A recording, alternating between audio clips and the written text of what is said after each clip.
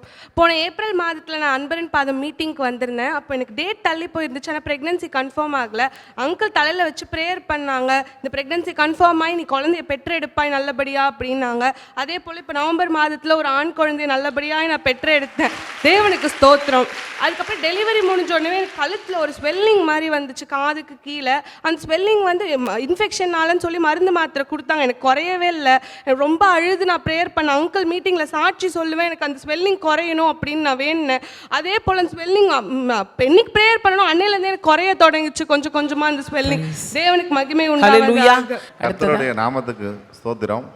நான் 7 வருஷத்துக்கு முன்னாடி ஒரு 1,30,000 ரூபா கடன் வாங்கியிருந்தேன். அதை திருப்பி தர முடியல. 5 லட்ச ரூபா கேட்டாங்க. நான் இங்கே வந்துட்டு ஒரு 2 வருஷமாக வந்துட்டு போயிட்டுருக்கேன். இப்போ அவங்க அந்த அசலை மட்டும் கொடுத்தா போதும் அப்படின்னு சொல்லியிருக்காங்க. ஆண்டவருக்கு ரொம்ப கோடான கோடி நன்றி.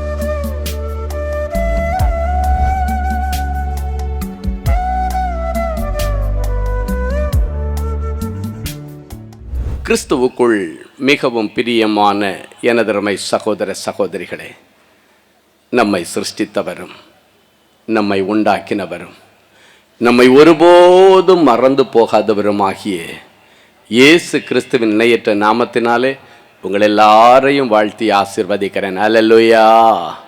எல்லாரும் சந்தோஷமா இருக்கீங்களா? இப்பொழுது நாம் தேவ செய்திக்கு நேராக கடந்து செல்லுவோம். இந்த நாளிலும் ஆண்டவருடைய பாதப்படியிலே அமர்ந்து, ஆண்டவரே, என் பிள்ளைகளுக்கு நீர் என்ன வார்த்தை சொல்ல விரும்புகிறீர்? என் பிள்ளைகள் மேலே எந்த ஆசீர்வாதத்தை கூறி நான் அவர்களை ஆசீர்வதிக்க வேண்டும்? கண்ணீரோடு தேவ சமூகத்தில் ஜெபத்திலே காத்திருந்தேன். கர்த்தர் கொடுத்த மங்கள வார்த்தையை இப்பொழுது நான் வாசிக்கிறேன், கவனமாய் கேளுங்கள்.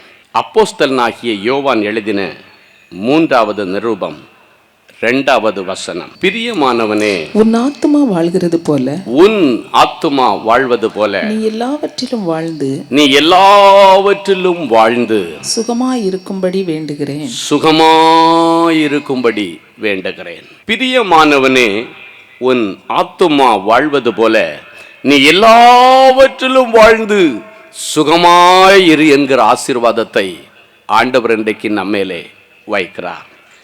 பரலோக எஜமான் மேலே நீங்கள் பிரியமாய் இருக்கும் பொழுது, பரலோக எஜமானுடைய சத்தியத்தின் வார்த்தைகளுக்கு நீங்கள் கட்டுப்படும் பொழுது, பரலோகத்தின் எஜமான் உங்கள் மேல் பிரியமாயிருப்பது அதிக நிச்சயம். அங்க பாத்தீங்கன்னா, முதலாவது ஈசாக்களுடைய வாழ்க்கையில பார்க்கும் பொழுது, மூத்த பிள்ளையாகிய ஏசா வேட்டையாடி வனசஞ்சாரியாய் சுற்றி கொண்டிருந்தான். ஆனால் அவனுடைய சகோதரனாகிய யாக்கோபோ குணசாலியும் கூடாரவாசியுமாயிருந்தான். அவன் வனவாசியாயிருக்கிறான், இவன் கூடாரவாசியாயிருக்கிறான். தகப்பன் வனவாசியாயிருக்கிறதை விரும்புகிறான், ஆனால் தாயோ கூடாரவாசியை விரும்புகிறாள். இன்றைக்கு ஒருவேளை உங்கள் வீட்டிலே ஏதோ ஒரு வனவாசி சுற்றி கொண்டிருந்தானே, ஆனால் இன்றைக்கு இயேசு உன்னை பார்த்து சொல்லுகிறார், வனவாசிகளை கூடாரவாசிகளாக மாற்றுவது எனக்கு லேசான காரியம். ஒருவேளை நீங்கள் சொல்லலாம், எப்பொழுது எனக்கு மாறுதல் உண்டாகும்? முன்பிருந்த சீர் இருந்தால் நலமா இருக்குமே என்று யோபு ஜெபித்தது போல, எப்பொழுது என் பிள்ளையிடத்திலே ஒரு மாறுதல் உண்டாகும்? அவன் வீட்டில் இருக்கும் பொழுது ஒவ்வொரு நாளும் நான் பயந்து நடுங்கிக் கொண்டிருக்கிறேன். பெற்ற தாய் என்று கூட பார்க்காமல் என்னை மிகவும் கேவலமாய் பேசுகிறானே, பெற்ற தாய் என்று கூட பார்க்காமல் என்னை அடிக்கிறானே, உதைக்கிறானே. முரட்டாட்டம். இன்றைக்கு முரட்டாட்டம் உள்ள உன் பிள்ளைகளை சந்திக்கும்படி ஆண்டவர் நேரடியாக இறங்கி வருகிறார். ஒருவேளை நீ நினைக்கலாம், எவ்வளவு பிரசங்கத்தை என் பிள்ளை கேட்டான், எத்தனை ஊழியர்களை வைத்து அவனுக்கு நான் ஆலோசனை கொடுத்தேன், ஒன்றிலும் அவன் சரிப்பட்டு வரவில்லை, இவன் காலம் இப்படித்தான் ஓடுமா என்று நீ நினைக்கலாம். இல்லை, அவற்றுக்கெல்லாம் ஒரு முடிவு கட்டுவதற்காக ஆண்டவர் விடுகிறது வரைக்கும் சவுலை விட்டுக்கொண்டே இருந்தான். அவன் ஒவ்வொரு நாளும் ஆண்டவருடைய பிள்ளைகளை வேதனைப்படுத்திக் கொண்டிருந்தான், அடித்து உதைத்து துன்புறுத்தி கொண்டிருந்தான். ஒரு நாள் வந்தது, ஆண்டவரே நேரடியாய் இறங்கி வந்து சவுலை சந்தித்து பவுலாய் மாற்றினார். இந்த நாட்கள் சவுலை போல நடக்கிற முரட்டாட்டம் நிறைந்த, தாய் தகப்பனை அடிக்கிற, சகோதரியை அடிக்கிற, தகப்பனை உதைக்கிற, தகப்பனிடத்திலே மரியாதை இல்லாமல் பேசுகிற உன் பிள்ளையை சந்திக்கும்படி ஆண்டவர் இந்த நாளை தெரிந்து கொண்டார். கேவலமாய் பிள்ளை பேசுகிறானே, மிகவும் கேவலமாய் பேசுகிறான். என்னுடைய வாழ்க்கையை குறித்து கூட என் பிள்ளை கொச்சைப்படுத்தி பேசுகிறானே, என்னை குறித்து அவனுக்கு என்னதான் தெரியும், இப்படி எல்லாம் பேசுகிறானே. உன் இருதயத்தின் அங்கலாய்ப்புகள் இயேசுவுக்கு தெரியும். இன்றைக்கு கூடாரவாசியாக உன் பிள்ளையை மாற்றும்படி அவன் இருக்கிற இடத்துல இன்றைக்கு இயேசு அவனை சந்திக்கிறார். ஆகாருடைய நாட்களிலே ஒரு பக்கத்திலே மரணத்தின் விளிம்பிலே அவருடைய பிள்ளையாகிய இஸ்மவேல் கிடக்கிறான். அம்புகிற தூரத்திலே தாய் உட்கார்ந்து அழுகிறாள். பிள்ளை செத்து போகிற நிலைமையில் இருக்கிறானே, இன்னும் கொஞ்சம் நேரம் வந்தால் ஆகாரம் இல்லாமல் செத்து போய் விடுவானோ என்று சொல்லி அந்த பிள்ளை கண்ணெதிரிலே சாகிறதை காண துணிவில்லாமல் ஒரு தாய் அம்புகிற தூரத்திலே போய் உட்கார்ந்து பரலோகத்தை நோக்கி ஓ என்று அழுகிறார். என் பிள்ளையுடைய வாழ்க்கை அழிய போகிறது, என் கண்ணெதிரிலே என் பிள்ளை சாக போகிறானே. ஒரு பக்கம் பிள்ளை பசியிலே துடித்து அழுகிறது, மறுபக்கம் தாய் அழுகிறாள். இருவருடைய கண்ணீரும் ஒரே நேரத்திலே பரலோகத்திலே போய் சேர்ந்தது. ஆண்டவர் ஆகாரை கூப்பிட்டார். ஆகாரே, உனக்கு என்னம்மா ஆச்சு?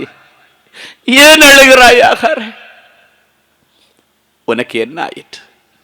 அவள் சொன்னாள், என் பிள்ளை பசியில சாக கிடக்கிறது, என் கண்ணெதிரிலே பிள்ளை அழிந்து கொண்டிருக்கிறது, கண்ணெதிரிலே என் பிள்ளை கொஞ்சம் கொஞ்சமாய் செத்து கொண்டிருக்கிறது. ஆண்டவர் சொன்னார், பிள்ளை இருக்கிற இடத்திலே பிள்ளையின் சத்தத்தை கேட்டு பிள்ளைக்காக நீரூற்றை ஏற்படுத்துகிறேன். வாய்ப்பே இல்லாத இடத்திலே ஒரு நீரூற்றை அந்த பிள்ளைக்காக நான் ஏற்படுத்துகிறேன். அந்த தண்ணீரை பிடித்து குடிக்க கொடுத்து உன் பிள்ளையை அழைத்து கொண்டு போ, அவனை பெரிய ஜாதியாக்குவேன். ஒரு தாயினுடைய கண்களுக்கு முன்பாக ஒரு பிள்ளை கொஞ்சம் கொஞ்சமாய் செத்து கொண்டிருக்கிறது. ஒருவேளை உன்னுடைய பிள்ளையும் உன்னுடைய கண்களுக்கு முன்பாக எதிர்காலத்தை பாழடித்து வாலிபத்தை சிதைத்து வாலிபத்தை பாவத்திற்கு ஒப்பு கொடுத்து கொஞ்சம் கொஞ்சமா குடித்து வெறித்து செத்து கொண்டிருக்கிறான் என்று கண்ணீரோடு வந்திருக்கிறீர்களா? உன் பிள்ளையுடைய எல்லா துன்மார்க்கத்திற்கும் ஆண்டவர் இன்றைக்கு ஒரு விடிவு காலத்தை கொண்டு வருகிறார். கொஞ்சம் கொஞ்சமாய் செத்து கொண்டிருக்கிற உன் பிள்ளை, கொஞ்சம் கொஞ்சமாய் அழிவை சந்தித்துக் கொண்டிருக்கிற உன் பிள்ளை, இந்த நாட்களிலே ஆண்டவர் நேரடி அவன் இருக்கிற இடத்திலே சந்திக்கிறார். பிள்ளை இருக்கிற இடத்திலே பிள்ளையின் சத்தத்தை கேட்டு அவனுக்காக நீரூற்றை ஏற்படுத்துகிற ஆண்டவர் இன்றைக்கு அவனுக்காக ஒரு நீரூற்று, ஒரு ரட்சிப்பின் நீரூற்று, ஒரு பாவ மன்னிப்பின் நீரூற்றை ஆண்டவர் அவனுக்காக கொடுத்து அவனை ரட்சித்து சபைக்கு கொண்டு வருவார். ஊழியர்களை தரக்குறைவாய் பேசிக் கொண்டிருக்கிறானே, ஆண்டவருடைய கோபாக்கினை என் பிள்ளைக்கு வந்து விடுமோ? எல்லா ஊழியர்களை குறித்து தரக்குறைவாக என் பிள்ளை ஒவ்வொரு நாளும் SMS அடிக்கிறானே, வாட்ஸ்அப்ல போடுகிறானே, தேவ குற்றத்தை என் பிள்ளை செய்து கொண்டிருக்கிறானே, என் தேவனுடைய கோபாக்கினை என் பிள்ளையின் மேல வந்து விடுமோ என்று கண்ணீரோடு வந்திருக்கிற ஒரு தாயை நான் பார்க்கிறேன். தேவனுடைய சாபத்திற்கு ஆளாகி கொண்டிருக்கிற என் பிள்ளையை ஆண்டவர் அழித்து விடுவாரோ என்று கண்ணீரோடு அழுது கொண்டிருக்கிற தேவ பிள்ளையே, ஆண்டவருடைய பிள்ளைகளுக்கு விரோதமாக இருந்த சவுலை ஆண்டவர் அழிக்கவில்லை, அவனை பவுலாக மாற்றும்படி இறங்கினார். இன்றைக்கு உன் பிள்ளையை ஆண்டவர் சந்திக்கும்படி இறங்கி வருகிறார். இந்த நாட்களுக்கு பிறகு உங்கள் பிள்ளைகள் சத்தியத்தில் நடக்கிறார்கள் என்று நீங்கள் கேள்விப்படுகிற நல்ல நாட்கள் இதோ வருகிறது. அவர்களை கூடாரவாசிகளாய் மாற்றுவார். குணசாலியாகவும் கூடாரவாசிகளாகவும் ஆண்டவர் மாற்றுவார். கடந்த நாட்களிலே ஒரு வாலிப மகன் என்னை பார்க்க வந்தான். அந்த தம்பி வந்த இடத்துல வேதனையோடு சொன்ன காரியம், ஐயா, நான் ஆண்டவருடைய சுத்தம் தெரியாமல் ஒரு தொழிலை ஆரம்பித்து அந்த தொழிலிலே நஷ்டமடைந்து எல்லாவற்றையும் இழந்து நிற்கிறேன். என் மனைவியுடைய வீட்டிலிருந்து எனக்காக எவ்வளவு செல்வங்களும் பொக்கிஷங்களும் கொடுத்தார்கள். அவர்கள் என் மனைவிக்காக கொடுத்த காரை கூட இன்றைக்கு நான் விட்டுவிட்டேன். என் மனைவி எங்கு போனாலும் பஸ்ல போக வேண்டிய ஒரு நிலைமை. அத்தனையும் விற்று தீர்த்தும் என்னுடைய கடன்கள் தீரவில்லை. கோடிக்கணக்கான கடன்களிலே நான் சிக்கிக் கொண்டேன். என் மனைவியையும் என்னுடைய சின்ன பிள்ளையையும் அப்படியே விட்டுவிட்டு எனக்கு தற்கொலை செய்வதற்கும் எனக்கு தைரியம் இல்லை. ஆனால் தற்கொலை செய்வதை விட வேறு வழி இல்லாமல் நான் ஒவ்வொரு நாளும் அழுது கொண்டிருக்கிறேன். உங்களுடைய டிவி நிகழ்ச்சியை பார்த்து நான் உங்களிடத்தில் சில ஆலோசனைகள் வாங்கும்படி வந்திருக்கிறேன். அந்த மகனிடத்தில் நான் கேட்டேன், உங்கள் மாமனார் மாமியார் இடத்துல இந்த கஷ்டமான நிலைமையில உதவி செய்ய நீ போய் உதவி கேட்டியா என்று கேட்டேன். அவன் சொன்னான், என் மாமனார் இடத்திலும் மாமியார் இடத்திலும் நான் போன உடனடியாக அவர்கள் செய்த ஒரே காரியம், சரி உனக்கு முடியலைன்னா என்னுடைய பிள்ளையும் பேர பிள்ளை எங்கள் வீட்டில் விட்டுட்டு நீ போயிரு, உங்கள் அம்மா வீட்டில் கொஞ்ச நாள் சாப்பிடு, என்னைக்கு நீ நல்லா இருக்கிறியோ அன்னைக்கு என் பிள்ளையும் பேர பிள்ளையை உங்ககிட்ட ஒப்படைக்கிறேன். என் பிள்ளைக்கு நல்ல சாப்பாடு போட முடியல, நான் கொடுத்ததை எல்லாவற்றையும் நீ வீணாக்கி விட்டாய் அல்லவா, பேசாம ஒண்ணு பண்ணு, என் மகளை என் பேர பிள்ளை என்கிட்ட விட்டுட்டு நீ போ என்று சொல்லி உதவி கேட்டு போன இடத்துல என் மனைவியை பிள்ளையும் பறித்து வைத்து விட்டார்கள். நான் கேட்டால் என் மனைவியை கூட பார்ப்பதற்கு என் மாமன் அனுமதிப்பதில்லை. சரி, உன் தாய் தகப்பன்ட்டு நீ உதவி கேட்கலையான்னு கேட்டேன். உதவி கேட்டு போனேன். என் நிமித்தம் என் தாய்க்கும் தகப்பனுக்கும் சண்டை வந்தது. நான் கடல்ல சிக்கி போயிட்டு தற்கொலை செய்யறதை விட வேற வழி இல்லைன்னு எனக்கு பிரியமா இருக்கிற என் தாயிடத்துல சொன்னேன். எங்க அம்மாவுக்கு நான் பைத்தியம் ரொம்ப உயிரா இருப்பாங்க, என் மேல ரொம்ப பிரியமா இருப்பாங்க. என் தகப்பன் என்றால் எனக்கு பயம்.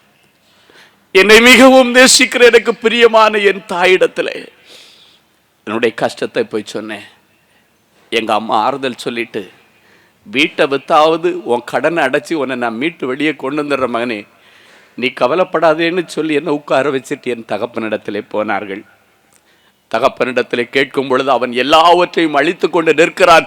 இந்த வீட்டை அழுத்திட்டு மறுபடியும் அவன் தெருவில் தான் வந்து நிற்கிறான். அவனுக்காக வீட்டை நான் விற்க தயாரா இல்லை, அவனை வெளியே போ சொல் என்று சொல்லிவிட்டார். அவனை வெளியே போ சொல் என்று சொல்லி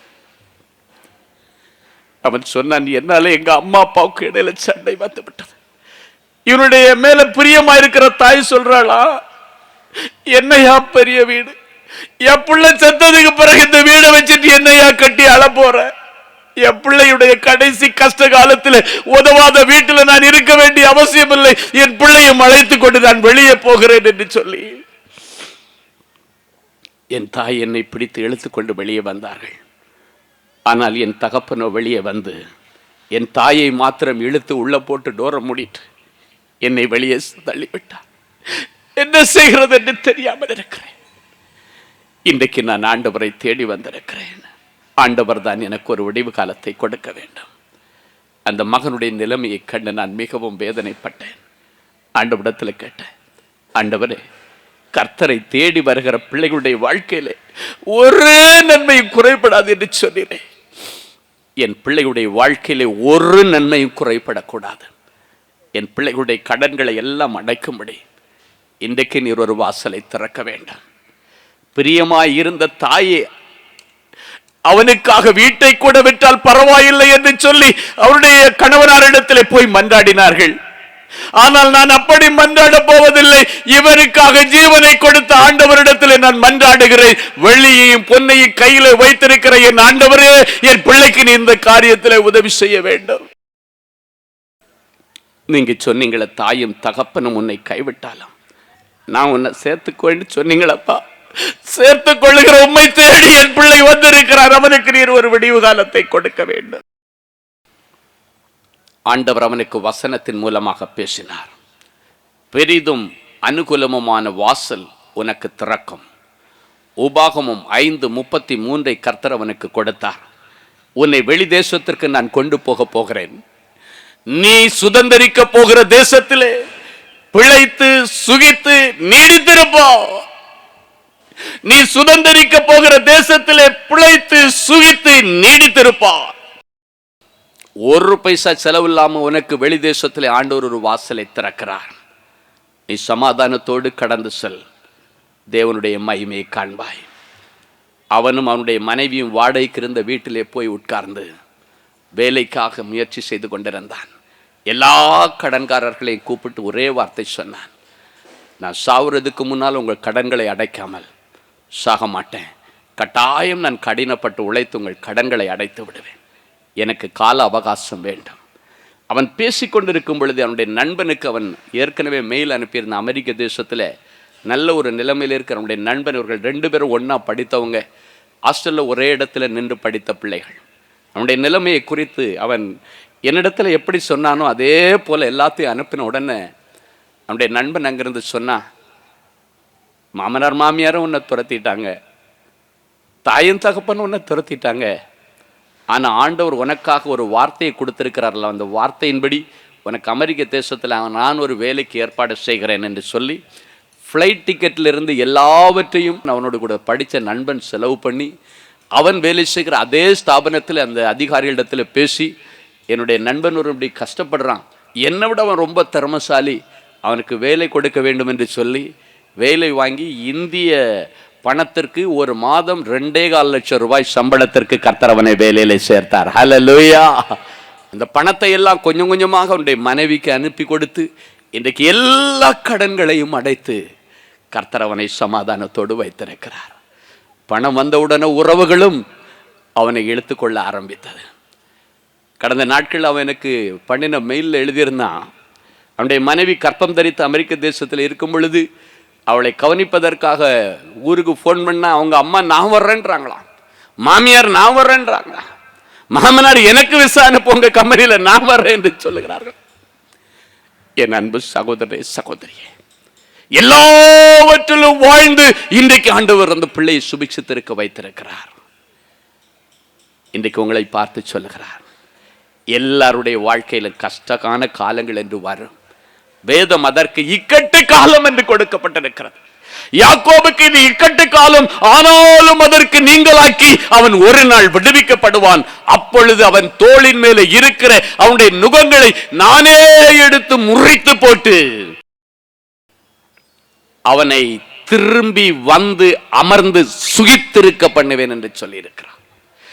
யாக்கோபு திரும்பி வந்து அமர்ந்து சுகித்திருப்பான், அவன் கட்டுகளை நான் அறுப்பேன், அதன் பிறகு அவனை தத்தளிக்க பண்ணுவார் ஒருவரும் இல்லை என்று சொல்லி இருக்கிறார்.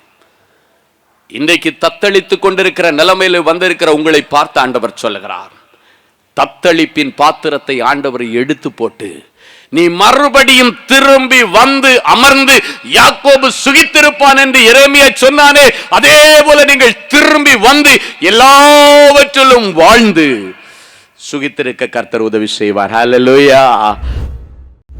பரிசுத்த பிதாவே, உமக்கு நன்றி செலுத்துகிறோம். பிரியமானவனே, பிரியமானவளே, உன் ஆத்துமா வாழ்வது போல நீ எல்லாவற்றிலும் வாழ்ந்து சுகமாயிருப்பாய் என்று சொன்னீரே.